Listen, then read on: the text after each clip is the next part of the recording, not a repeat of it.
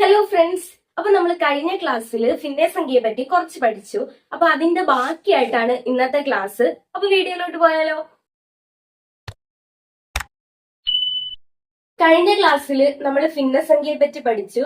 പലതരത്തിലുള്ള ഭിന്നസംഖ്യ പഠിച്ചു. സാധാരണ ഭിന്നം, ഛേദം വലുതായിട്ട് വരുന്നത്, വിഷമ ഭിന്നം, അംശം വലുതായിട്ട് വരുന്നത്, ഒരു സംഖ്യയും ഭിന്നസംഖ്യയും കൂടി ചേർന്ന് വരുന്നത് മിശ്ര ഭിന്നം എന്നൊക്കെ പഠിച്ചു. ഇനി മിശ്ര ഭിന്നത്തെ ഭിന്നസംഖ്യയിലോട്ട് മാറ്റാനും ഭിന്നസംഖ്യ തന്നു കഴിഞ്ഞാൽ മിശ്ര ഭിന്ന രൂപത്തിലോട്ട് മാറ്റാനുമാണ് കഴിഞ്ഞ ക്ലാസ്സിൽ നമ്മൾ പഠിച്ചത്. അപ്പൊ അതിന്റെ ബാക്കിയായിട്ട് നമുക്ക് ഇന്ന് പഠിക്കാം. നോക്കാം. താഴെ തന്നിരിക്കുന്നവയിൽ വലുതേത്? താഴെ നമുക്ക് രണ്ട് ഭിന്നസംഖ്യ തന്നിട്ടുണ്ട്. ഈ ഭിന്നസംഖ്യയിൽ ഏതാണ് വലുതെന്നാണ് നോക്കേണ്ടത്. അപ്പൊ നമ്മൾ സാധാരണ എന്തോ ചെയ്യും? ഇത് എന്താണ് അർത്ഥമാക്കുന്നത്? 5നെ 8 കൊണ്ട് ഹരിക്കുക. 5നെ നമ്മൾ 8 കൊണ്ട് ഹരിക്കും. അതുപോലെ തന്നെ 3നെ 8 കൊണ്ട് ഹരിക്കും. അതിലേതാണ് വലുതെന്ന് നോക്കും, ആൻസർ എഴുതും. ഇവിടെ നമ്മൾ അങ്ങനെ ഒന്നുമല്ല ചെയ്യുന്നത്. ഇവിടെ നോക്കിക്കേ, ഈ രണ്ട് ഭിന്നസംഖ്യയിലും ഛേദം സെയിം അല്ലേ? ഈ രണ്ട് ഭിന്നസംഖ്യയിലെയും ഛേദം എന്ന് പറഞ്ഞാൽ താഴെയുള്ളത്, ആ ഛേദം സെയിം അല്ലേ? ഇവിടെ 8 ഛേദം, ഇവിടെയും 8 ഛേദം. രണ്ടിടത്തെയും ഛേദം തുല്യമാണ്. ഛേദം തുല്യമായാൽ പിന്നെ നമ്മൾ നോക്കേണ്ടത് അംശത്തിലോട്ടാണ്.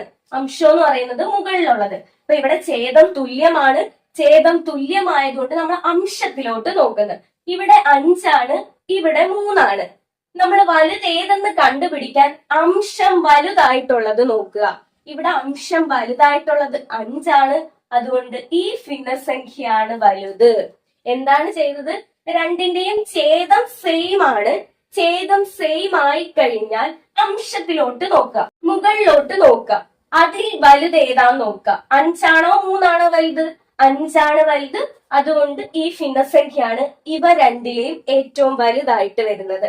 മനസ്സിലായോ? ഛേദങ്ങൾ തുല്യമായാൽ അംശത്തിലോട്ട് നോക്കുക. അംശത്തിൽ ഏതാണോ വലുത് അതായിരിക്കും വലിയ ഭിന്നസംഖ്യ. ഇനി ചെറുതാണ് ചോദിച്ചിരുന്നെങ്കിൽ അംശത്തിൽ ചെറുതേതാണ് അതാണ് ചെറിയ ഭിന്നസംഖ്യ. ഇവിടെ അംശത്തിൽ ചെറുത് 3. അപ്പൊ ചെറിയ ഭിന്നസംഖ്യ എന്ന് പറയുന്നത് 3/8. ഓക്കെ, അടുത്തത് നോക്കാം. 7/30, 23/30, 13/30. ഈ 3 ഭിന്നസംഖ്യകളിൽ ഏറ്റവും വലുതേതെന്നാണ് ചോദിച്ചിരിക്കുന്നത്. അപ്പൊ നമ്മൾ ആദ്യമേ നോക്കേണ്ടത് എന്താണ്? ഛേദം തുല്യമാണോ എന്ന് നോക്കുക. ഇവിടുത്തെ ഛേദം 30, ഇവിടുത്തെയും ഛേദം 30, ഇവിടുത്തെയും ഛേദം 30. മൂന്നിടത്തെയും ഛേദം സെയിം ആണ്.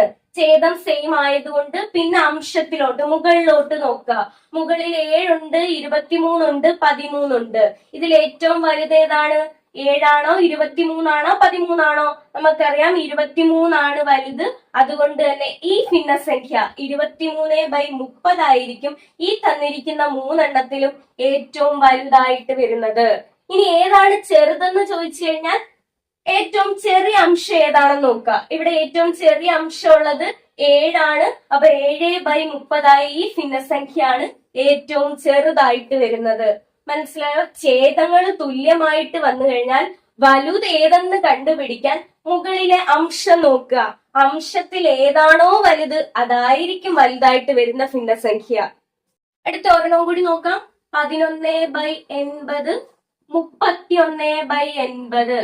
നമ്മൾ ആദ്യമേ എന്ത് നോക്കും? ഛേദം തുല്യമാണോ നോക്കും. ഇവിടെ ഛേദം തുല്യമാണ്. രണ്ടിടത്തെയും ഛേദം 80. അപ്പൊ നമ്മൾ നോക്കണം മുകളിലോട്ട്, അംശത്തിലോട്ട് പോകണം. ഇവിടെ അംശത്തിൽ 11 ഉണ്ട്, 31 ഉണ്ട്. ഇതിൽ ഏതാണ് വലുത്? 31 വലുത്. അതുകൊണ്ട് തന്നെ 31/80 ഈ രണ്ട് ഭിന്നസംഖ്യകളിലെ ഏറ്റവും വലിയ ഭിന്നസംഖ്യ എന്ന് പറയുന്നത്.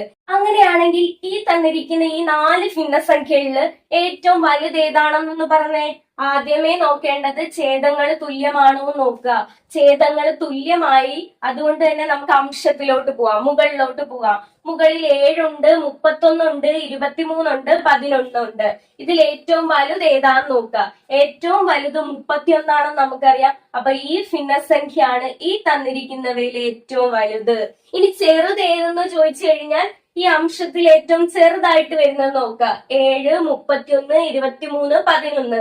ഇതിൽ ഏറ്റവും ചെറുതായിട്ടുള്ളത് 7 അപ്പൊ 7/80 ആണ് ഏറ്റവും ചെറിയ ഭിന്നസംഖ്യ. മനസ്സിലായോ? അപ്പൊ നമ്മൾ ഛേദം തുല്യമായി കഴിഞ്ഞാൽ എങ്ങനെ തന്നിരിക്കുന്ന ഭിന്നസംഖ്യ വലുതാണോ ചെറുതാണോ എന്ന് തിരിച്ചറിയാൻ പഠിച്ചു. ഇനി അംശം തുല്യമായി കഴിഞ്ഞാൽ എങ്ങനെ കണ്ടുപിടിക്കാൻ നോക്കാം. അടുത്ത ഒരു ടൈപ്പാണ്. ഇവിടെ നോക്കിക്കേ, 3/5, 3/10 രണ്ട് ഭിന്നസംഖ്യ തന്നിട്ടുണ്ട്. ഇതിൽ വലുത് ഏതെന്നാണ് ചോദിച്ചേക്കുന്നത്. നമ്മൾ ആദ്യത്തെ മെത്തേഡ് പഠിച്ചു. ഛേദം സെയിം ആയി കഴിഞ്ഞാൽ നമ്മൾ അംശത്തിലോട്ട് നോക്കും. ഇവിടെ നോക്കിയപ്പോൾ ഛേദം സെയിം അല്ല, ഛേദം സെയിം അല്ലാതെ വന്നു. പക്ഷെ ഇവിടെ അംശം നോക്കിക്കേ, ഇവിടെ 3 ഇവിടെയും 3 രണ്ടിടത്തെയും അംശം സെയിം ആണ്.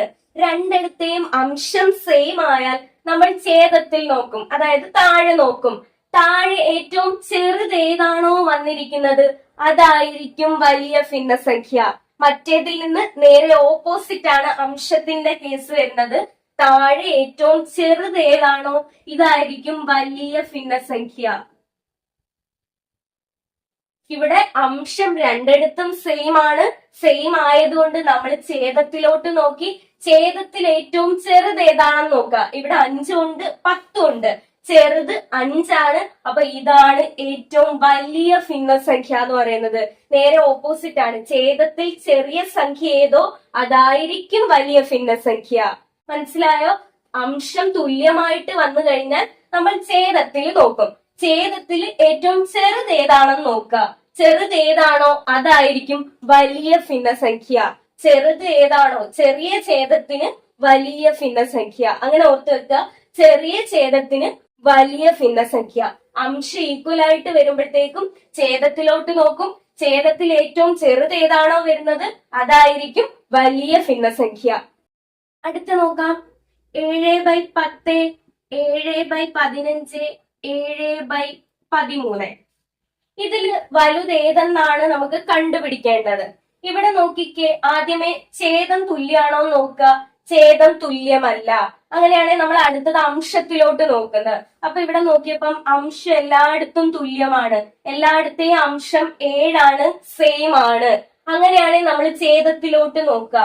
ഛേദത്തിൽ ഏറ്റവും ചെറുത് ഏതാണ് വരുന്നതെന്ന് നോക്കുക. 10 ഉണ്ട്, 15 ഉണ്ട്, 13 ഉണ്ട്. ഇവിടെ ഏറ്റവും ചെറുത് 10 അപ്പൊ 7/10 എന്ന ഈ ഭിന്നസംഖ്യയാണ് ഏറ്റവും വലിയ ഭിന്നസംഖ്യ. എന്താണ് ചെയ്തത്? അംശം സെയിം ആയപ്പോ നമ്മൾ ഛേദത്തിലോട്ട് നോക്കി. ഛേദത്തിൽ ഏറ്റവും ചെറുതായിട്ട് വരുന്ന ഏതെന്ന് കണ്ടെത്തി. ചെറുതായിട്ട് വരുന്നത് 10 അപ്പൊ ഈ ഭിന്നസംഖ്യയാണ് ഏറ്റവും വലിയ ഭിന്നസംഖ്യ. നമ്മൾ ആദ്യമേ പഠിച്ചു, ഛേദം തുല്യമായി കഴിഞ്ഞാൽ അംശത്തിലോട്ട് നോക്കും. അവിടെ ഏറ്റവും വലുത് ഏതാണോ അതാണ് വലിയ ഭിന്നസംഖ്യ. ഇവിടെ അംശം തുല്യമായി കഴിഞ്ഞാൽ ഛേദത്തിലോട്ട് നോക്കും. ഇവിടെ ഏറ്റവും ചെറുത് ഏതാണോ അതാണ് വലിയ ഭിന്നസംഖ്യ. രണ്ടും ഓപ്പോസിറ്റ് ആയിട്ട് വരുന്നത്. അങ്ങനെ കണക്ട് ചെയ്ത് പഠിച്ചു കഴിഞ്ഞാൽ മനസ്സിലാവും. അങ്ങനെയാണെങ്കിൽ ഈ തന്നിരിക്കുന്ന ഭിന്നസംഖ്യയിലെ വലുത് ഏതാണെന്നൊന്ന് കണ്ടുപിടിച്ചേ. ആദ്യമേ നമ്മൾ ഛേദത്തിലോട്ട് നോക്കി. ഛേദം സെയിം അല്ല. അങ്ങനെയാണെങ്കിൽ നമ്മൾ അംശത്തിലോട്ട് നോക്കി. അപ്പൊ അംശം എല്ലായിടത്തും 5. ഇവിടെ 5, ഇവിടെ 5, ഇവിടെയും 5, ഇവിടെയും 5. നാലിടത്തും അംശം സെയിം ആണ്. 5 വരുന്നത്. അങ്ങനെയാണെങ്കിൽ നമ്മൾ എന്തോ ചെയ്യും? ഛേദത്തിലോട്ട് നോക്കും. അതിൽ ഏറ്റവും ചെറിയ ഛേദം ഏതാന്ന് നോക്കും. ഇവിടെ 17 ഉണ്ട്, 13 ഉണ്ട്, 7 ഉണ്ട്, 21 ഉണ്ട്. ഇതിൽ ഏറ്റവും ചെറുത് ഏതാണെന്ന് നമുക്കറിയാം. 7 ഏറ്റവും ചെറുത്. ഏറ്റവും ചെറിയ ഛേദം വരുന്നതാണ് വലിയ ഭിന്നസംഖ്യ. അപ്പൊ 5/7 ഏറ്റവും വലിയ ഭിന്നസംഖ്യ. ഇനി ഏറ്റവും ചെറിയ ഭിന്നസംഖ്യ ഏതായിരിക്കും? ഇതിലെ ഛേദത്തിലെ ഏറ്റവും വലുത് ഏതാണോ വരുന്നത് അതായിരിക്കും ചെറിയ ഭിന്നസംഖ്യ. ഇവിടെ ഏറ്റവും വലിയ ഛേദം വരുന്നത് 21. അപ്പൊ ഇതാണ് ഏറ്റവും ചെറിയ ഭിന്നസംഖ്യ. വലിയ ഭിന്നസംഖ്യ എന്ന് പറയുന്നത് ഛേദം ചെറുതായിട്ടുള്ളത്. ചെറിയ ഭിന്നസംഖ്യ എന്ന് പറയുന്നത് ഛേദം വലുതായിട്ടുള്ളത്. നമ്മളിപ്പം ഛേദം തുല്യമായി വന്നു കഴിഞ്ഞാലും അംശം തുല്യമായി വന്നാലും എങ്ങനെ തന്നിരിക്കുന്ന ഭിന്നസംഖ്യ വലുതോ ചെറുതോ എന്ന് കണ്ടുപിടിക്കാൻ പഠിച്ചു. അങ്ങനെയാണെങ്കിൽ ഈ ക്വസ്റ്റ്യൻ നോക്കിക്കേ. താഴെ തന്നിരിക്കുന്നവയെ ആരോഹണ ക്രമത്തിൽ എഴുതുക. ആരോഹണ ക്രമത്തിൽ എഴുതുക എന്ന് പറഞ്ഞാൽ ചെറുതിൽ നിന്ന് വലുതിലോട്ട് എഴുതുക. തന്നിരിക്കുന്ന ഈ ഭിന്നസംഖ്യയെ ചെറുതിൽ നിന്ന് വലുതിലോട്ട് എഴുതാനാണ് പറഞ്ഞിരിക്കുന്നത്. അപ്പൊ ആദ്യമേ നമ്മൾ നോക്കേണ്ടത് ചെറുത് ഏതാണെന്ന് കണ്ടുപിടിച്ച് പോവുക. അപ്പൊ ഇത് ചെറുത് ഏതാണെന്ന് ആദ്യമേ കണ്ടുപിടിക്കാം. ഇവിടെ നോക്കിക്കേ, എല്ലായിടത്തെയും ഛേദം തുല്യമാണ്, എല്ലായിടത്തെയും ഛേദം 101 അപ്പൊ നമ്മൾ അംശത്തിലോട്ട് മുകളിലോട്ട് നോക്കുക. മുകളിൽ 8 ഉണ്ട്, 50 ഉണ്ട്, 37 ഉണ്ട്, 49 ഉണ്ട്. നമ്മൾ ഛേദം തുല്യമായിട്ട് വന്നു കഴിഞ്ഞാൽ അംശത്തിൽ ഏറ്റവും ചെറുതായിരിക്കും ചെറിയ ഭിന്നസംഖ്യ എന്ന് പഠിച്ചു. അപ്പൊ ഇവിടെ ഏറ്റവും ചെറിയ സംഖ്യ ഏതാണ്? ഇവിടെ 8 ഉണ്ട്, 50 ഉണ്ട്, 37 ഉണ്ട്, 49 ഉണ്ട്. നമുക്കറിയാം ഏറ്റവും ചെറുത് 8 ആണ്. അപ്പൊ ഇതാണ് ഏറ്റവും ചെറിയ ഭിന്നസംഖ്യ. അപ്പൊ ആദ്യം നമുക്ക് ഇതിൽ എഴുതാം 8/101. നമ്മളോട് ആരോഹണ ക്രമത്തിലാണ് എഴുതാൻ പറഞ്ഞേക്കുന്നത്, അതായത് ചെറുതിൽ നിന്ന് വലുതിലോട്ട്. അപ്പൊ ആദ്യമേ നമ്മൾ ചെറുത് കണ്ടെത്തി 8/101. ഇനി അടുത്തത് ഇതിൽ മൂന്നിലും ഏറ്റവും ചെറുത് ഏതാന്ന് കണ്ടുപിടിക്കുക. നമുക്കറിയാം 50, 37, 49. ഇതിൽ ഏറ്റവും ചെറുത് 37 ആണ്. അപ്പൊ ഈ ഭിന്നസംഖ്യയാണ് ചെറുത്. അപ്പൊ 37/101. ഇതും കഴിഞ്ഞു.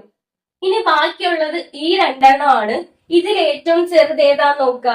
50 ഉണ്ട്, 49 ഉണ്ട്. നമുക്കറിയാം 49 ആണ് ചെറുത്. അപ്പൊ 49/101 എന്ന ഈ ഭിന്നസംഖ്യയാണ് ചെറുത്. അപ്പൊ അടുത്ത് എഴുതാം 49/101. പിന്നെ ബാക്കിയുള്ളത് 50/101. അപ്പൊ നമ്മൾ ആരോഹണ ക്രമത്തിൽ എഴുതി, ചെറുതിൽ നിന്ന് വലുതിലോട്ട് എഴുതി വെച്ചിരിക്കുന്നതാണ് 8/101. രണ്ടാമത് വരുന്നത് 37/101, മൂന്നാമത് 49/101, നാലാമത് 50/101. ഇനി തിരിച്ച് അവരോഹണ ക്രമത്തിൽ ഡിസെൻഡിങ് ഓർഡറിൽ എഴുതാനാണ് പറഞ്ഞെങ്കിൽ വലുതിൽ നിന്ന് ചെറുതിലോട്ട് എഴുതും. അതായത് ഇവിടെ നിങ്ങോട്ട് എഴുതും.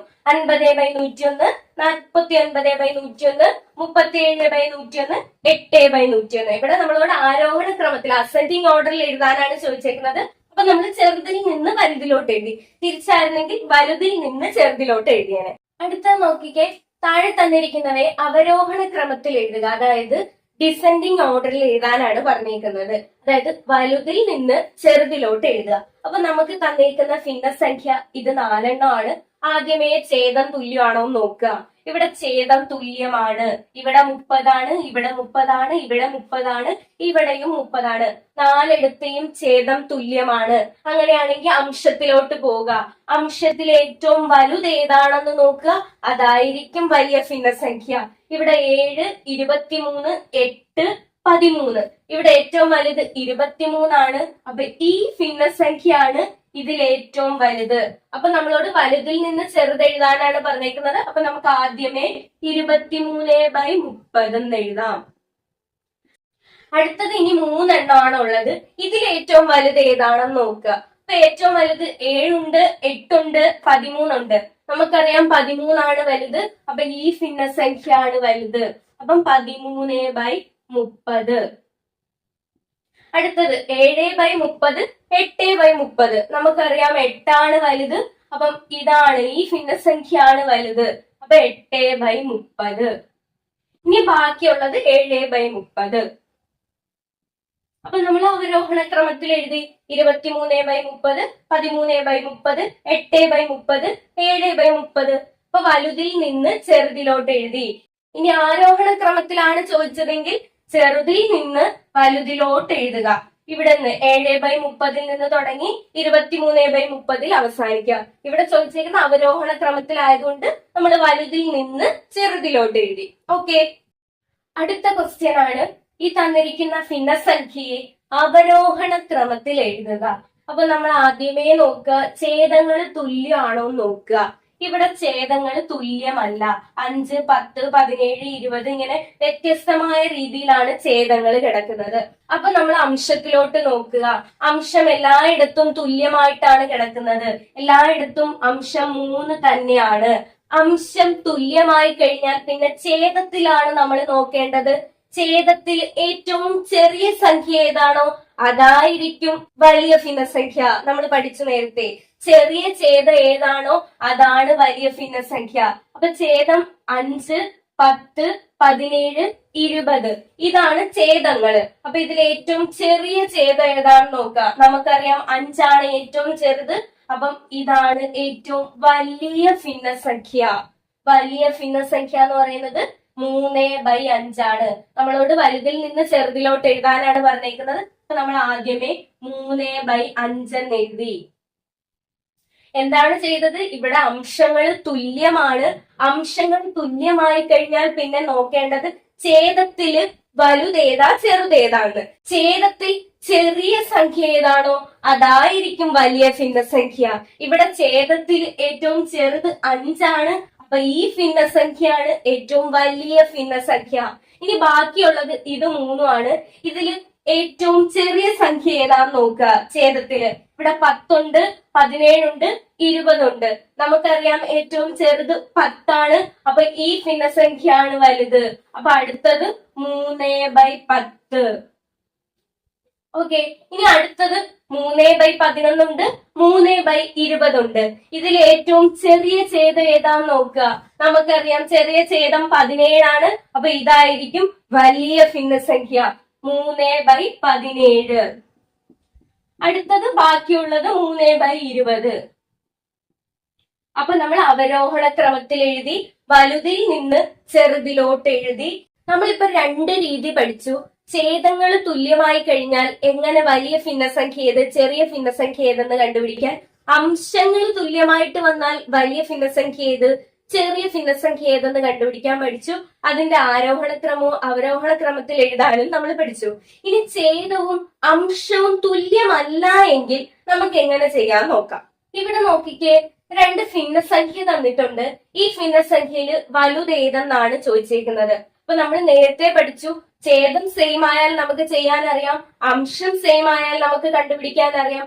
ഇവിടെ പക്ഷേ അംശങ്ങളും സെയിം അല്ല, അംശം വ്യത്യസ്തമായിട്ടാണ് കിടക്കുന്നത്. ഒരിടത്ത് 5ഉം ഒരിടത്ത് 7ഉം. ഛേദവും ഒരിടത്ത് 8ഉം ഒരിടത്ത് 9ഉം ആണ്. അപ്പം ഇങ്ങനെ വന്നു കഴിഞ്ഞാൽ എങ്ങനെ ചെയ്യാൻ നോക്കാം. ആദ്യമേ ചെയ്യേണ്ടത് ഈ 5 × 9 ചെയ്യുക. 5 × 9 45 എന്ന് ആദ്യം എവിടെ നിന്നാണോ തുടങ്ങിയത് അതിന്റെ മുകളിൽ എഴുതുക. അടുത്തത് 7 × 8 ചെയ്യുക. 7 × 8 56 ആണ്. എവിടെ നിന്നാണോ തുടങ്ങിയത് അതിന്റെ മുകളിൽ എഴുതുക 56. ഇനി ഇതിൽ രണ്ടിലും വലുതേതാണെന്ന് നോക്കുക. ഇതിൽ വലുത് 56 ആണ്. അപ്പൊ ഇതിന് താഴെ കിടക്കുന്ന ഈ ഭിന്നസംഖ്യയാണ് വലുത്. എന്താണ് ചെയ്തത്? ആദ്യമേ 5നെ ഇവിടുന്ന് ക്രോസ് ആയിട്ട് മൾട്ടിപ്ലൈ ചെയ്തു. 5നെയും 9നെയും ഇൻറ്റു ചെയ്ത് 5 × 9 45. തുടങ്ങിയത് എവിടാണോ അതിന്റെ മുകളിൽ എഴുതി. ഇനി 7 × 8 56. തുടങ്ങിയത് ഇവിടെ നിന്നാണ്, ഇതിന്റെ മുകളിൽ എഴുതി. ഇനി ഇതിൽ രണ്ടിലും വലുതേതാണെന്ന് നോക്കുക. അതായിരിക്കും വലിയ ഭിന്നസംഖ്യ. ഇവിടെ 56 ആണ് വലുത്. അതിന് താഴെ കിടക്കുന്ന ഇതായിരിക്കും വലിയ ഭിന്നസംഖ്യ. ചെറുതേതാണോ അതിന് താഴെ കിടക്കുന്നതാണ് ചെറിയ ഭിന്നസംഖ്യ. ഇവിടെ 45 ആണ് ചെറുത്. അപ്പൊ 5/8. 45ന് താഴെ കിടക്കുന്ന 5/8 ആയിരിക്കും ചെറിയ ഭിന്നസംഖ്യ. ഇവിടെ നമ്മളോട് വലുതാണ് ചോദിച്ചേക്കുന്നത്. അപ്പൊ 7/9 ആണ് വലിയ ഭിന്നസംഖ്യ. അടുത്തത് ഈ ഭിന്നസംഖ്യയിൽ വലുതേതെന്നാണ് ചോദിച്ചേക്കുന്നത്. രണ്ടിന്റെയും ഛേദമോ അംശമോ ഒന്നും തുല്യമല്ല. അപ്പൊ നമുക്ക് ചെയ്യാൻ അറിയാം, ക്രോസ് ആയിട്ട് മൾട്ടിപ്ലൈ ചെയ്യുക. 3നെ 7 കൊണ്ട് ഇൻറ്റു ചെയ്യുക. 3 × 7 21. എവിടുന്നാണോ തുടങ്ങിയത് അതിന്റെ മുകളിൽ എഴുതുക 21. ഇനി 4 × 5 ഇൻറ്റു ചെയ്യുക. 4 × 5 20. ഇനി ഇതിൽ രണ്ടിലും വലുത് ഏതെന്ന് നോക്കുക. നമുക്കറിയാം 21 ആണ് വലുത്. അങ്ങനെയാണെങ്കിൽ 21ന് താഴെ കിടക്കുന്ന 3/5 എന്ന ഈ ഭിന്നസംഖ്യ ആയിരിക്കും വലുതായിട്ട് വരുന്നത്. മനസ്സിലായോ? ഇവിടെ 21 ആണ് വലുത്. അപ്പൊ 21ന് താഴെ കിടക്കുന്ന 3/5 ആണ് വലിയ ഭിന്നസംഖ്യ. 20 ആണ് ചെറുത്. 20ന് താഴെ കിടക്കുന്ന ഇതായിരിക്കും ചെറിയ ഭിന്നസംഖ്യ. അപ്പൊ എന്തോ ചെയ്തത്? ആദ്യമേ ക്രോസ് ആയിട്ട് ഇൻറ്റു ഒന്ന് ചെയ്തിട്ട് മുകളിൽ എഴുതി വെക്കുക. അതിൽ വലുതേതാ ചെറുതേതാന്ന് നോക്കിയിട്ട് വലിയ ഭിന്നസംഖ്യ ഏത് ചെറിയ ഭിന്നസംഖ്യ ഏതെന്ന് കണ്ടുപിടിക്കുക. അപ്പൊ ഇന്നത്തെ ക്ലാസ് ഇത്രേ ഉള്ളൂ. ഭിന്നസംഖ്യയുടെ ഫസ്റ്റ് പാർട്ട് ഇട്ടിട്ടുണ്ട്, കാണാത്തവരൊന്ന് പോയി കാണണേ. അപ്പൊ വീഡിയോ ഇഷ്ടപ്പെട്ടു കഴിഞ്ഞാൽ ലൈക്ക് ചെയ്യുക, ഷെയർ ചെയ്യുക, സബ്സ്ക്രൈബ് ചെയ്യുക, നിങ്ങളുടെ കൂട്ടുകാരിലേക്കൊക്കെ എത്തിക്കുക. അപ്പൊ അടുത്ത ക്ലാസ്സിൽ കാണുന്നത് വരേക്കും ബൈ.